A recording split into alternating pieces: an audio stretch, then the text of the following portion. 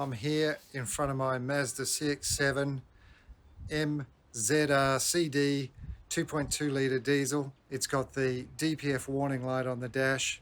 I'm going to show you how to run the regeneration process. What you're going to need to run the regen process is a little piece of wire like this. All right, let's get into it. Last time this happened, about a year ago, I took it to the dealer and it cost me about $600 to get fixed. I thought this time I'd consult YouTube, and there was a Russian guy who had some instructions. So I'm going to follow those instructions and see if I can regenerate it. Okay, so hiding up in here is a little plug, and the first step is to pull this cover off. There we go. All right, so it plugs out.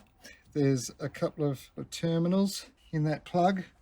We've got the engine switched off, and we're going to use a bit of wire just to bridge those two terminals.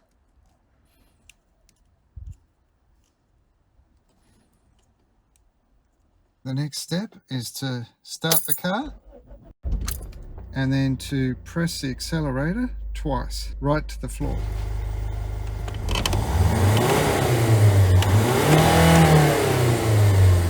The car has automatically moved the idle up to 1800 revs, and the regen process has kicked off. This process can take 60 minutes or so. When it's finished, the car will return back to a normal idle level.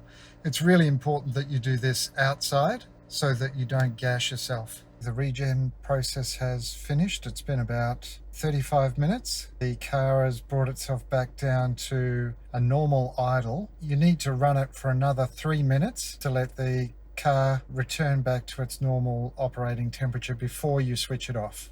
It's been 3 minutes. We can switch the car off, and the regen process is finished. Now if we turn the keys back on, and I'll start it back up again, you'll see that the DPF light is still on. If you tune into my next video, I'll show you how to reset that.